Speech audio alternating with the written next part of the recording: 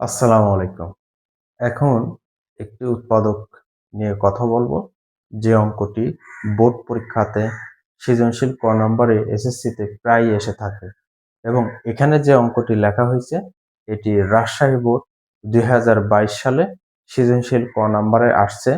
তবে সবথেকে মজার যে বিষয়, সেই বিষয়টি হচ্ছে এই অঙ্কে যেখানে 9 আছে আপনার সেখানে হচ্ছে 4 দিয়ে আসে এবং সেখানে 16 দিয়ে আসে। তো চলেন অঙ্কটি করা যাক। তো খেয়াল করেন যে এখানে যে অঙ্কটি লেখা হয়েছে এটা রাজশাহী বোর্ড 2022-এ এটা আসছে। দেখেন এখানে আছে 9, এখানে আছে 9, এখানে আছে 9। তো আপনাকে পরীক্ষাতে এখানে আপনার 4, এখানে 4, এখানে 4 দিতে পারে। আবার এখানে আপনাকে 16, এখানে 16, এখানে 16 দিতে পারে। তবে নিয়ম এক। তো এই অঙ্কটি যদি আমাকে করতে হয় তাহলে প্রথমে যে কাজটি করতে হবে, এই যে 9c স্কয়ার এটা আপনাকে লিখতে হবে। লেখার পরে যে কাজটি করব, -2 লিখব। মাইনাস কি লিখব? 2 লিখব। তারপরে এই প্লাস 1 ডিভাইডেড c স্কয়ার লিখব।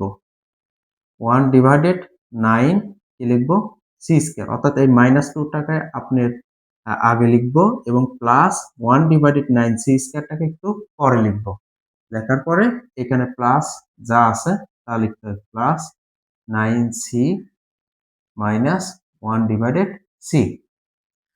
এখন আপনাকে যে কাজটি করতে হবে, এই যে প্রথম যে অংশটি এখানে আছে 3 জন, এটাকে আপনাকে একটা সূত্র ফেলতে হবে। তো সূত্রটি আমরা কি ফেলতে পারি? তো দেখেন 9c স্কয়ার কে আমরা লিখতে পারি কিন্তু 3c হোল স্কয়ার কি লিখতে পারি?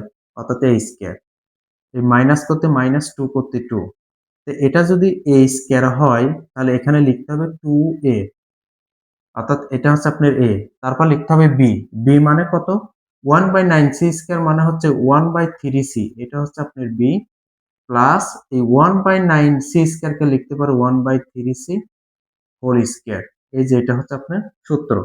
তো এটা কার সূত্র? এখানে যে সূত্রটি লেখা হয়েছে এটা কার সূত্র? আমরা জানি a মাইনাস b হোল স্কয়ারের সূত্র। তো প্লাস করতে প্লাস, শেষে আপনার যা আছে তা এখানে লিখতে হবে। তো খেয়াল করেন এই যে অংশটিকে এখানে লেখা হলো উপরের অংশটিকে। তো আমরা 3 কে যদি স্কয়ার করি তাহলে হয় 9, আর c কে যদি স্কয়ার করি তাহলে হয় c স্কয়ার। এখানে 3c কেটে যায়, থাকে 1 আর থাকে 2 আর 1। তাহলে 2 আর 1 যদি গুণ করি এই যে 2 হয়। তারপরে এই প্লাস চিহ্ন করতে প্লাস চিহ্ন। আমরা 1 কে স্কয়ার করলে 1 হয়, 3 কে স্কয়ার করলে 9 হয়, আর c কে স্কয়ার করলে c স্কয়ার হয়। আর এখানে যা আছে এখানে তাই। অর্থাৎ এখানে বলতে চাচ্ছে যে বিষয়টি, সেটা হচ্ছে এই যে নিচে যে অংশটাকে আমি দাগ দিয়েছি এই অংশ থেকে আমি এই অংশটাতে আসছি। এখন এইটাকে যদি আমরা হিসাব করি তাহলে কিন্তু আমি উপরের অংশটা আবার পেয়ে যাব। অর্থাৎ এটা a square minus 2ab plus b square. তাহলে এটা কার সূত্র? এটা a minus b whole square সূত্র। তো এখানে এই যে 3c এটা হচ্ছে আপনার a, মাইনাস আর এই যে 1/3c এটা হচ্ছে আপনার b, অর্থাৎ a মাইনাস b এই যে হোল স্কয়ার এর সূত্র। তা আপনি যদি এটাকে যদি বর্গ করেন তাহলে আপনি এই অংশটা পাবেন। এই অংশটাকে হিসাব করলে আবার আপনি এই অংশটা পাবেন। তো এখন এই যে প্লাস করতে প্লাস। তো এখন একটা জিনিস খেয়াল করেন যে আমরা জানি যে দুইজনের ভিতরে যা থাকে তা কি যায়? কমন যায়। হ্যাঁ, অবশ্যই। আবার অনেক সময় আছে আপনার কমন দুইজনের মধ্যে না মিললেও অনেক সময় আছে আমরা কি নিতে পারি? কমন নিতে পারি। কিভাবে নিতে পারি? তো আমরা এখানে খেয়াল করেন, এখান থেকে যদি আমি 3c কমন নিই, খেয়াল করেন 9 এর মধ্যে থেকে যদি 3 নিই তাহলে আর 3 থাকে। খেয়াল করেন আমি এখানে একটা 3 কমন নিই, সরি। আমি যদি 3 কমন নিই তাহলে এখানে কি থাকে? 3c। অর্থাৎ 9 এর ভিতর থেকে যদি আমি 3 কমন নিয়ে এখানে লিখি তাহলে এখানে 9 এর ভিতরে আরো 3 আছে আর এই c টা আছে বিয়োগ। এরপরে যে কাজটি করতে হবে সেটা হচ্ছে আপনার এখানে আছে 1/c। 1/c টাকে আমরা লিখব 1/3c লিখব। এই অংশটা আমরা লিখতে পারি। এখন খেয়াল করেন এইটার সাথে যদি আমরা এটা গুণ করি তাহলে কিন্তু এটা হবে। আর এই 3 এর সাথে যখন আমরা এটা গুণ করব তখন এই 3 আর এই 3 কিন্তু কেটে যাবে। এই 3 আর 3 কেটে গেলে এই যে c করতে c। তো আশা করি বুঝতে পারছেন। অর্থাৎ এই 3 দ্বারা এই অংশটাকে যদি আমি গুণ করি তাহলে কিন্তু আমি এই অংশটা আবার পেয়ে যাব। তো এখন এই যে যে অংশটা এখানে লেখা আছে 3c - 1 ডিভাইডেড 3c এর উপর হোল স্কয়ার, মানে এই অংশটা এখানে 2টা আর এখানে আছে কয়টা? একটা। অর্থাৎ এই যে প্লাস চিহ্ন, এই প্লাস চিহ্নের এই পাশে এই জিনিসটা আছে 2টা আর প্লাস চিহ্নের এই পাশে এই জিনিসটা আছে কয়টা? একটা।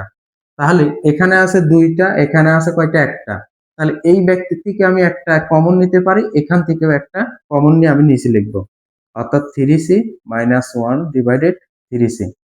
তো খেয়াল করেন, এখান থেকে এবং এখান থেকে একটা নিয়ে এখানে লিখছি।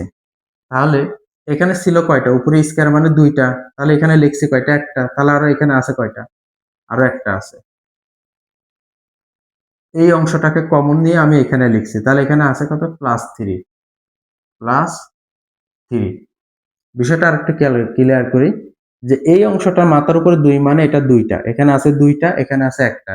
তো এই 2টার ভিতরে যদি একটা এখানে লিখি তাহলে এখানে আরেকটা থাকে। আর এই অংশটাকে যদি আমি এখানে কমন নিয়েছি তাহলে এখানে থাকে +3 আর এটাই মূলত হচ্ছে আপনার এই উৎপাদকটির উত্তর। এই উৎপাদকটা অনেক গুরুত্বপূর্ণ। এটা আপনার বীজগণিত 3.3 এর যত সম্ভব 25 নম্বর অঙ্ক হবে। বীজগণিতে 3.3 এর যে 25 নম্বর অঙ্ক ওইখানে 4 দিয়ে আছে। আপনারা একটু খেয়াল করবেন যে 3.3 এর যত সম্ভব 25 নম্বর অঙ্কটি হবে।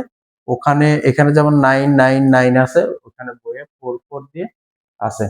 তো আশা করি এখানে যে উৎপাদকটি করা হয়েছে আশা করি এটি বুঝতে পারছেন।